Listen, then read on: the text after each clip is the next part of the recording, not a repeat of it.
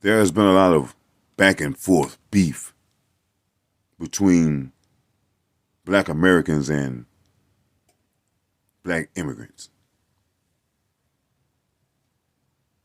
The Black immigrants always want to say that Black Americans are lazy, but they fail to mention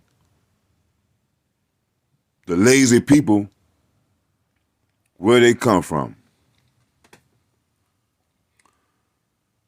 Before I really get off into it, I want to say this first, is that no Black American has a beef with Black immigrants. Black Americans, we have love for the diaspora, Africa, the Aboriginal up in Australia. We have love for Black people. One thing Black Americans hate is a damn coon. Whether it be a Black American coon or a Black immigrant coon, we just hate and detest coons. A lot of Black immigrants, when they come to America, they want to put on the appearance that they're so humble until they get up on their feet via cooning. A lot of these immigrants, when they come here, what they do is undercut Americans. You went to school to learn a craft, got your diploma, your degrees and certificates, and by you doing all that, you're supposed to bring in a certain price for the job that you're doing. But these immigrants come in, I do it for cheaper, which is what increases the wealth gap. Just like the wealth gap in their country. In Africa, you got blacks and white. But who's running Africa? The blacks or the whites? You have nice parts of Africa, but just on the other side, you got all those stacked up shanty town looking houses. Are those people lazy? Or is it the system that won't allow these people to rise up? And if you people are so hard working, like you want to put on the appearance of you being, why weren't you hard working in Africa? All these little shanty towns, why don't these people in these shanty towns, since you want to talk about people, why come they don't get together and say, look,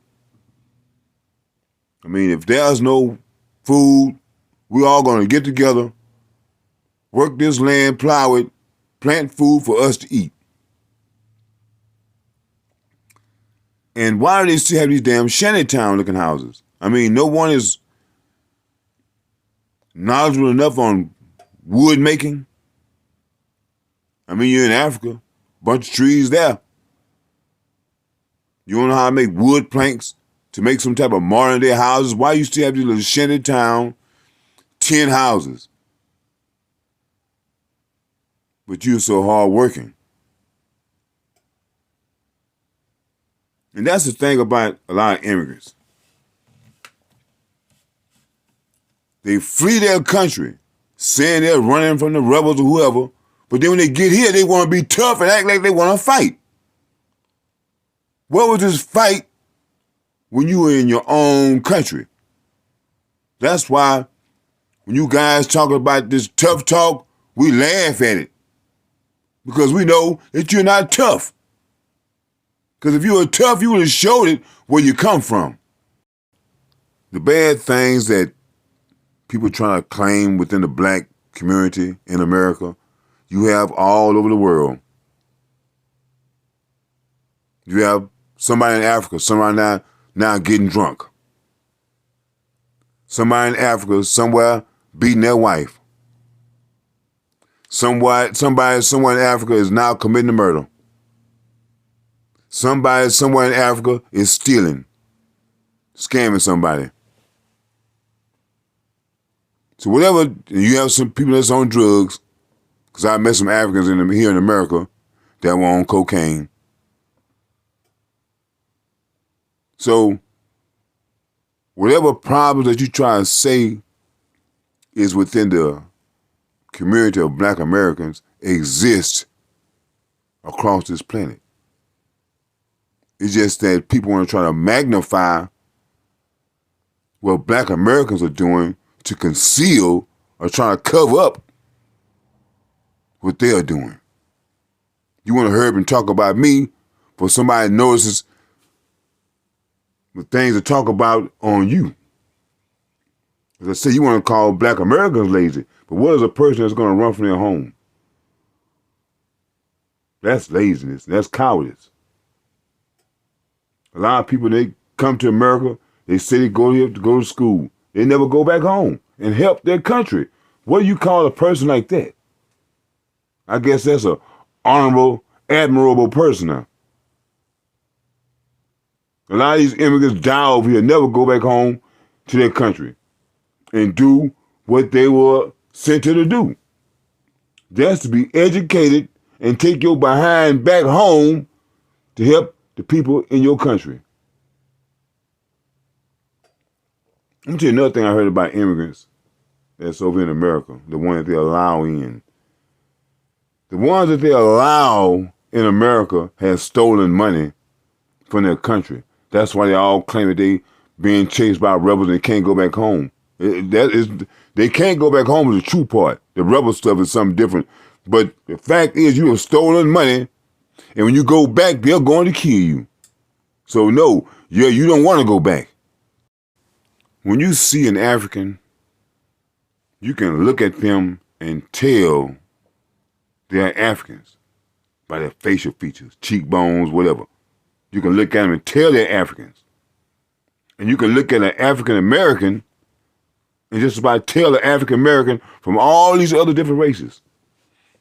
But see, the other races want to try to lie and say, oh, y'all mixed with white people.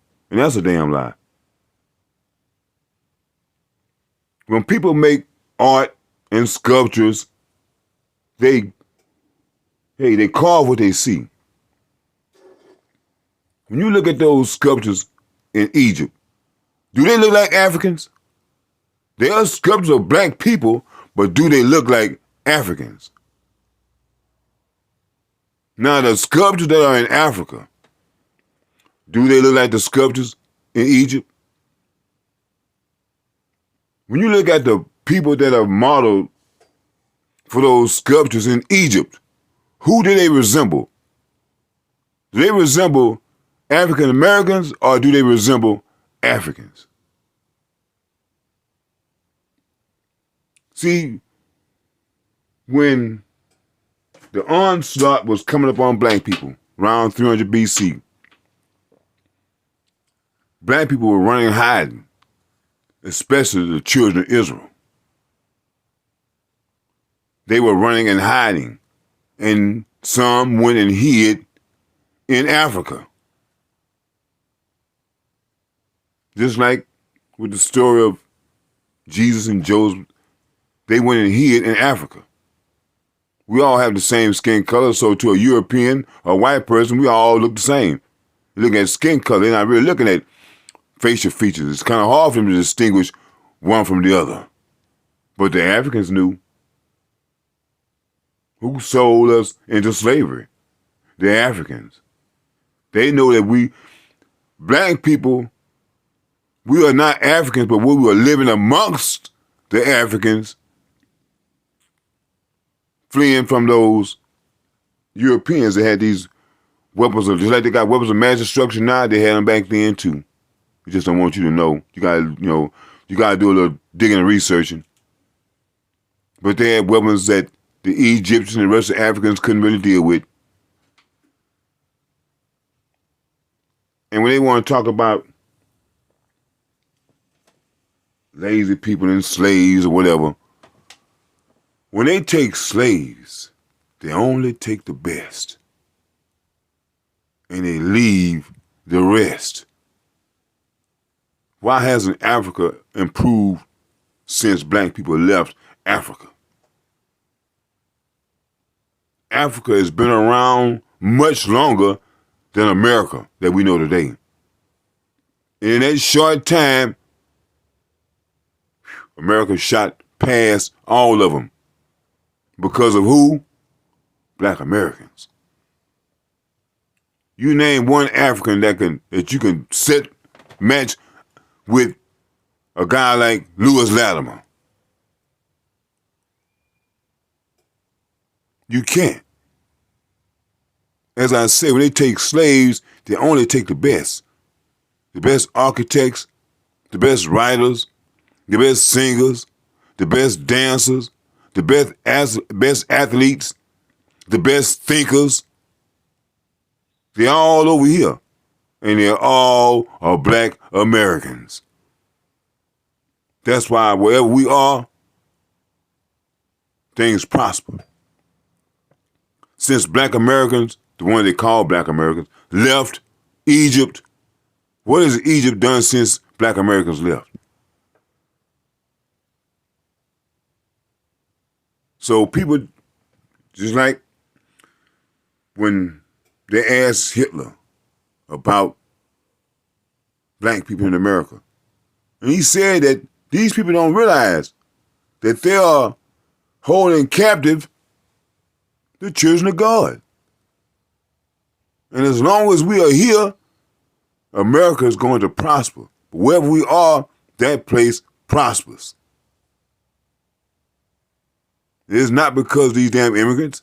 It is only because of black Americans. Look at all of the inventions that has been made by black Americans. What these black immigrants are doing to black Americans equates to kicking someone while they're down. I've noticed that they have been appointing a lot of these immigrants to a lot of positions. And not all of them speak against black Americans. They're really speaking against their own interests. The way they speak, you know off the bat that they're being paid. And they don't mind selling their souls. They would do anything to stay in America and not get sent back home. So if that means selling out your people, I do it. I've been noticing how they've been getting upset with old Tariq Nasheed about how he responds to their disrespect. When you disrespect people, there's no telling what type of response you may get. That's why it's not good to disrespect people. Person might not say nothing. They might curse you out. They may beat you up. Some may shoot you. You just never know. So to avoid that, don't disrespect people. And what you are saying to black Americans is very disrespectful. And how are you going to say that, oh, you better watch out for us Africans because we're going to get you? Say, man, get off the sauce. Because you have to realize where you are at. You have to realize you are now at home. You're really at our house. And you just can't come to my house talking that kind of trash. And what you are doing is, it's like you working for white supremacy. Instead of you trying to come together with black Americans, you want to work against us. And you think we're going to be silent about it. It ain't happening. And it's a shame that while we have this war going on against white supremacy, we got to deal with you too. The tools of white supremacy. Before immigrants try to talk down on black Americans, they need to think about themselves, their family, where they'll come from, their country, their nation, and try to talk about a person that's less unfortunate, it's crazy because you have more people where you are from than where I'm from. And even in Japan, you have people that are less unfortunate. So it doesn't matter your race, your nationality. You have some with it, and you are going to have some without it. And one thing I see that you people without is without integrity. So before you Africans and you other black immigrants try to open your mouths to say something disrespectful towards black Americans, I want you to remember this. Machanu.